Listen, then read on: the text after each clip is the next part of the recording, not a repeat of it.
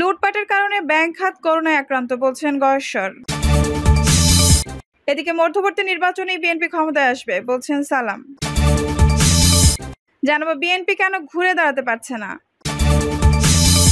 জানিয়ে দেব মঈন খান না মাঠের নেতাকে মহাসচিব চাই কর্মীরা। এবং সর্বশেষ জানাবো আমলাদের দখলমুক্ত হলো একটি পদ। দর্শক শুনছিলেন সংবাদ শিরোনাম, এখন বিস্তারিত। লুটপাটের কারণে ব্যাংক খাত করোনায় আক্রান্ত বলছেন গয়েশ্বর। সরকারের অবস্থাপনা ও দুর্নীতির কারণে দেশের অর্থনৈতিক অবস্থা ভেঙে পড়েছে বলে অভিযোগ করেছেন বিএনপি স্থায়ী কমিটির সদস্য গয়েশ্বর চন্দ্র রায়। তিনি বলেন, দ্রব্যমূল্যের ঊর্ধ্বগতিতে মানুষের রোজা রাখা কষ্টকর হয়ে উঠেছে। আজ ব্যাংকগুলো করোনায় আক্রান্ত, সরকারি লোকেরাই ব্যাংক লুটপাট করছে। সরকার দলের অনুসারীদের দেশপ্রেম নেই উল্লেখ করে তিনি বলেন, দেশের মানুষের প্রতি তাদের মায়া মমতা থাকলে তারা দেশের অর্থনীতিকে এভাবে ধ্বংস করতে পারত না। এই সময় চলমান আন্দোলন আরো কঠোর করে দেশে গণতন্ত্র ফিরিয়ে আনার প্রত্যয় ব্যক্ত করেন তিনি। মধ্যবর্তী নির্বাচনেই বিএনপি ক্ষমতায় আসবে বলছেন সালাম।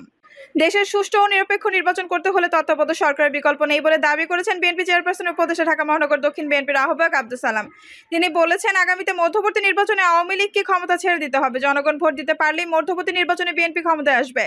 আব্দুস সালাম বলেন, দেশের অর্থনৈতিক অবস্থা ভালো নয়, সব দিকেই সরকার মানুষের অভিযোগের মধ্যে রয়েছে। আগামীতে নির্বাচন হবে, সুষ্ঠু নিরপেক্ষ নির্বাচনের মাধ্যমেই বিএনপি ক্ষমতায় আসবে। যে পর্যন্ত দেশে আওয়ামী লীগ সরকার ক্ষমতা থাকবে ততদিন দেশে শান্তি নেই বলে উল্লেখ করে সালাম বলেন, শান্তি ফিরে আনার জন্য, এদেশের মানুষের মুখে হাসি ফিরে আনার জন্য আমরা একটা নির্বাচন চাই। আব্দুস সালাম বলেন, গতই 2018 সালের নির্বাচনে জনগণকে ভোট কেন্দ্রে যেতে দেওয়া হয়নি। আমি এই ঢাকা 13 আসন থেকে নির্বাচন করেছিলাম। সেই নির্বাচনে জনগণকে ভোট কেন্দ্রে যেতে দেওয়া হয়নি। তারপরও যতটুকু নির্বাচন হয়েছিল সেই ভোটেও আমি জয়লাভ করেছিলাম, কিন্তু পাতানো উপায় নিজেদের প্রার্থীকে বিজয়ী ঘোষণা করেছিল আওয়ামী লীগ। বিএনপি কেন ঘুরে দাঁড়াতে পারছে না। 7 জানুয়ারি নির্বাচনের পর 3 মাস পেরিয়ে গেছে। এই 3 মাসে বিএনপির বড় ধরনের আন্দোলন গড়ে তোলার কথা ছিল। নির্বাচনের পরপরই বিএনপির পক্ষ থেকে বলা হয়েছিল যে তারা সরকার পতনের লক্ষ্যে বড় ধরনের আন্দোলন করবে। নির্বাচনের পর টুকটাক কিছু হালকা আন্দোলনের কর্মসূচি তারা অব্যাহত রেখেছিল, কিন্তু সেখান থেকে দলটি সরে এসেছে। এখন দৃশ্যত বিএনপির মধ্যে হতাশা গ্রাস করেছে। 7 জানুয়ারি নির্বাচন বিএনপি মানছে কি মানছে না সেটা বড় কথা নয়, কিন্তু এই নির্বাচন বিএনপিকে উল্টো বিপর্যস্ত করেছে। অথচ ধারণা করা হয়েছিল যে 7 জানুয়ারি নির্বাচনের মাধ্যমে সরকার বিপর্যস্ত হবে, কিন্তু কেন উল্টো হলো এবং কেন বিএনপি ঘুরে দাঁড়াতে পারছে না, এই প্রশ্নের উত্তরে রাজনৈতিক বিশ্লেষকরা বলছেন 5টি কারণে বিএনপির এই অবস্থা হয়েছে। এই 5টি কারণের মধ্যে রয়েছে বিএনপি ভুল সিদ্ধান্ত। অনেকেই মনে করছেন যে বিএনপি নির্বাচনে না যাওয়ার সিদ্ধান্ত ছিল সম্পূর্ণ ভুল। আওয়ামী লীগের পক্ষ থেকে, বিশেষ করে প্রধানমন্ত্রী শেখ হাসিনার পক্ষ থেকে সাফ জানিয়ে দেওয়া হয়েছিল যে এবার নির্বাচন হবে অবাধ, সুষ্ঠু এবং নিরপেক্ষ। নির্বাচনে কোনো ধরনের কারচুপি করা হবে না। আন্তর্জাতিক মহলে নির্বাচন গভীরভাবে পর্যবেক্ষণ করেছিল, কাজে নির্বাচনে বড় ধরনের কারচুপি করার সুযোগ ছিল না। আর এই কারণেই বিএনপি যদি নির্দলীয় নিরপেক্ষ তত্ত্বাবধায়ক সরকারের দাবি ছাড়াই এই নির্বাচনে অংশগ্রহণ করত, তাহলে দলটির লাভই হতো, বেশ ভালো আসন পেত এবং নির্বাচনে কোনো বড় ধরনের কারচুপি করলে সেটাও আন্তর্জাতিক মহলের দৃষ্টিতে আসতো এবং তখন সরকারকে উল্টা চাপে পড়তে হতো। কিন্তু বিএনপি শেষ পর্যন্ত নির্বাচন বর্জনের সিদ্ধান্ত গ্রহণে অটুট থাকে। অনেকেই মনে করেন বিএনপির এই নির্বাচন বর্জন ছিল তাদের ভুল রাজনীতির অংশ এবং এটি ছিল সবচেয়ে বড় ভুল। এর ফলে বিএনপি এমন অবস্থায় পড়েছে যে সেখান থেকে তারা ঘুরে দাঁড়াতে পারছে না। 28 অক্টোবরের ভুল সিদ্ধান্ত। 28 অক্টোবর বিএনপি যে সমাবেশ করেছিল সেই সমাবেশে উল্লেখযোগ্য সংখ্যা কর্মীদের সমাবেশ ঘটাতে পেরেছিল, কিন্তু এই সমাবেশ থেকে বিএনপি যে শান্তিপূর্ণ কর্মসূচি অব্যাহত রাখার ঘোষণা দিয়েছিল তা তারা রক্ষা করতে পারে না। এই সমাবেশের সময় পর থেকেই কিছু শৃঙ্খল লোকজন শুরু করে ভাঙচুর, অগ্নিসংযোগ। তারা প্রধান বিচারপতির কার্যালয়ে হামলা করায়, পুলিশ হাসপাতালে আগুন ধরিয়ে দেয়। এই ঘটনাগুলো সাধারণ মানুষের মধ্যে ব্যাপক নেতিবাচক মনোভাব তৈরি করে। এখান থেকে সরকারের হাতে বল তুলে দেওয়া হয় এবং সরকার এরপর গ্রেপ্তার করার লাইসেন্স পায় এবং সেখান থেকে বিএনপির মুখ থুবড়ে পড়ে। আন্তর্জাতিক ভুল পর্যবেক্ষণ। বিএনপি তার আন্দোলনের কৌশলে পুরোপুরিভাবে পশ্চিমা দেশগুলোর উপর নির্ভরশীল ছিল।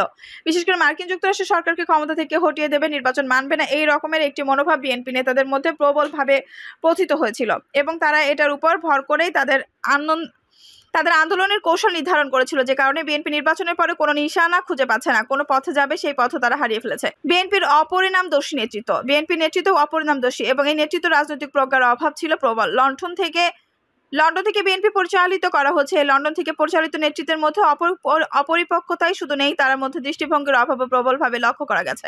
জানুয়ারি নির্বাচনের আগে অসহযোগ আন্দোলনের মতো হাস্যকর কর্মসূচি দেওয়া, রাজনৈতিক কর্মসূচিতে কৌশলগত উদ্ভাবনের অনুপস্থিতি বিএনপিকে একেবারে বেকায়দা ফেলে দিয়েছে। মিত্রের অভাব। বিএনপির আন্দোলনের জন্য মিত্রদের ওপর বিশ্বাস রাখতে পারেনি। মিত্রদের বারবার সন্দেহ ও অবিশ্বাস করছে। যৌথ আন্দোলন গড়ে তোলার জন্য বৈঠক করলেও শেষ পর্যন্ত কোনো জোট বা যৌথ আন্দোলন গড়ে ওঠেনি। এটি বিএনপির জন্য একটি বড় ধরনের সমস্যা হিসেবে দেখা দিয়েছে। 7 জানুয়ারি নির্বাচনের পর বিএনপি একেবারে বিপর্যস্ত ও দিশেহারা। এখান থেকে দলটি ঘুরে দাঁড়াবার কোনো পথ পাবে কিনা সেটাই হলো এখন সবচেয়ে বড় প্রশ্ন। মঈন খান না মাঠের নেতাকে মহাসচিব চাই কর্মীরা। বিএনপির মহাসচিব নিয়ে রীতিমতো সার্কাস চলছে। দলের বর্তমান মহাসচিব মির্জা ফখরুল ইসলাম আলমগীর জানিয়ে দিয়েছেন যে তিনি মহাসচিবের দায়িত্ব পালন করতে অপারগ। এই দায়িত্ব পালনের ব্যাপারে তার অনীহার কথা তিনি দলের হাইকমান্ডকে ইতিমধ্যে জানিয়ে দিয়েছেন, কিন্তু তার এই অনীহার ব্যাপারে এখন পর্যন্ত বিএনপি নীতি নির্ধারকরা কোনো সিদ্ধান্ত গ্রহণ করে নাই। বিএনপির মধ্যে একটি মতামত হচ্ছে যে আপাতত মির্জা ফখরুল ইসলাম আলমগীর কাজ চালিয়ে যাক। লন্ডনে পলাতক বিএনপির ভারপ্রাপ্ত চেয়ারম্যান তারেক জিয়া এবং অসুস্থ বেগম খালেদা জিয়া দুজনে মির্জা ফখরুল ইসলামকে নতুন মহাসচিব না হওয়া পর্যন্ত কাজ চালিয়ে নেওয়ার জন্য অনুরোধ জানিয়েছেন বলে একাধিক সূত্র নিশ্চিত করেছে। আর মির্জা ফখরুল ইসলাম আলমগীর জানিয়েছেন যত দ্রুত সম্ভব একজন মহাসচিব নিয়োগ দেওয়ার জন্য। এখন মহাসচিব কে হবেন এই বিএনপিতে চলছে আলোচনা, তার চেয়ে বেশি আলোচনা চলছে কিভাবে নতুন মহাসচিব নিয়োগ দেওয়া যায়। বিএনপির গঠনতন্ত্র অনুযায়ী দলের চেয়ারপারসন যে কোনো সময় যে কোনো ব্যক্তিকে মহাসচিব পদ থেকে ছাঁটাই করতে পারেন। ভারপ্রাপ্ত মহাসচিব হিসেবে যে কাউকে দায়িত্ব দিতে পারেন, তবে দলের কাউন্সিল তা অনুমোদন করিয়ে নিতে হয়। এই আনুষ্ঠানিকতা মাত্র। এর আগে বিএনপিতে একাধিকবার মহাসচিব পরিবর্তন হয়েছে কাউন্সিল ছাড়াই। মান্নান ভূঁইয়াকে বেগম খালেদা জিয়া মহাসচিব থেকে ছাঁটাই করেছিলেন এবং খন্দকার দেলাওয়ার হোসেনকে ভারপ্রাপ্ত মহাসচিব হিসেবে দায়িত্ব দিয়েছিলেন। এর আগেও কে ওবায়দুর রহমানকে মহাসচিব হিসেবে ছাঁটাই করা হয়েছিল কাউন্সিল ছাড়াই। মির্জা ফখরুল ইসলাম আলমগীরকে মহাসচিব থেকে কাউন্সিল ছাড়া বাদ দিতে রাজি নন অন্য কারণে। কারণ এই মুহূর্তে বিএনপির মহাসচিব হওয়ার মতো কোনো যোগ্য নেতাকে খুঁজে পাওয়া যাচ্ছে না, যাকে নেতাকর্মীরা গ্রহণ করবে। মঈন খান নিজে মহাসচিব হতে আগ্রহী। মির্জা ফখরুল ইসলাম আলমগীরের অনুপস্থিতিতে তিনি অলিখিতভাবে মহাসচিবের দায়িত্ব পালন করেছিলেন, কিন্তু মাঠের কর্মীরা তাকে একজন বুদ্ধিজীবী বা সুশীল সমাজের প্রতিনিধি, আবার কেউ কেউ ঠাট্টা ছেলে আতেল মনে করে। তাকে কেউ একজন রাজনৈতিক নেতা মনে করেন না। মাঠের সঙ্গে ডক্টর মঈন খানের সম্পর্ক খুবই কম, যদিও তিনি তার নিজ নির্বাচনী এলাকায় একাধিকবার বিজয়ী হয়েছেন, কিন্তু তার এলাকাটি ঐতিহ্যগতভাবে বিএনপি এবং তাদের পারিবারিক প্রভাবের কারণে তিনি জয়ী হয়েছেন বলে বিএনপি নেতাকর্মীরা মনে করেন। তারা মঈন খানকে একজন মাঠ নেতা হিসেবে স্বীকৃতি দিতে নারাজ। বিএনপি কর্মীরা চায় এমন একজন মহাসচিব হোক যিনি কর্মীদের সঙ্গে সরাসরি সম্পর্কিত থাকবেন, কর্মীদের চিনবেন, বিভিন্ন এলাকায় সমস্যাগুলো সম্পর্কে জানবেন, অঙ্গ সহযোগী সংগঠনগুলোর সঙ্গে তার সরাসরি সম্পর্ক থাকবে এবং তিনি নিজে রাজপথে আন্দোলন সংগ্রামে নেতৃত্ব দেবেন।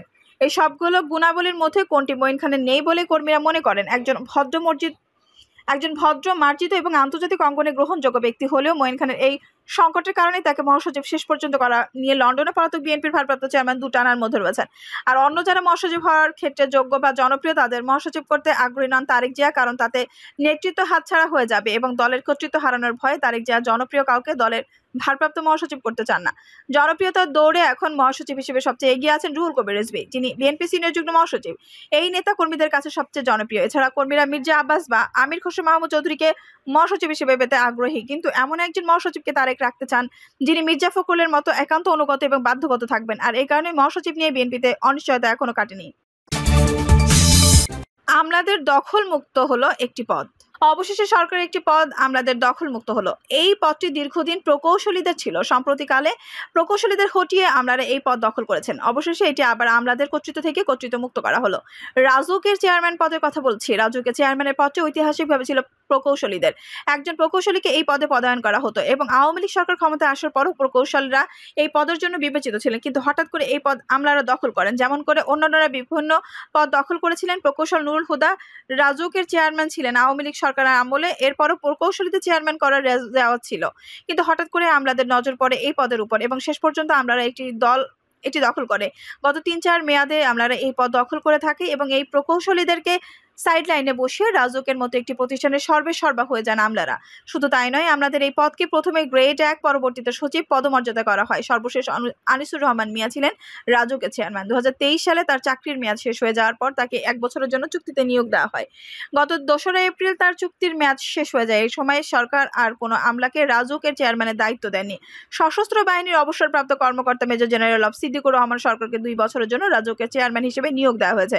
সিদ্দিকুর রহমান সেনাবাহিনীর একজন অবসরপ্রাপ্ত কর্মকর্তা হলেও তিনি প্রকৌশল এবং আর্মি ইঞ্জিনিয়ারিং করের একজন গর্বিত সদস্য ছিলেন। তিনি বাংলাদেশের প্রকৌশল বিশ্ববিদ্যালয় থেকে পাশ করেছেন বলে জানা গেছে। সিদ্দিকুর রহমান এই নিয়োগ দেওয়ার ফলে রাজধানী উন্নয়ন কর্তৃপক্ষ আমলাদের কর্তৃত্ব মুক্ত হলো, যদিও এখনো রাজউকের অনেকগুলো পদে আমলারা দখল করে আছেন। সর্বশেষ বেইলি রোডের ঘটনার পর রাজউকের উপর সন্দেহের তীর আরো তীব্র হয়।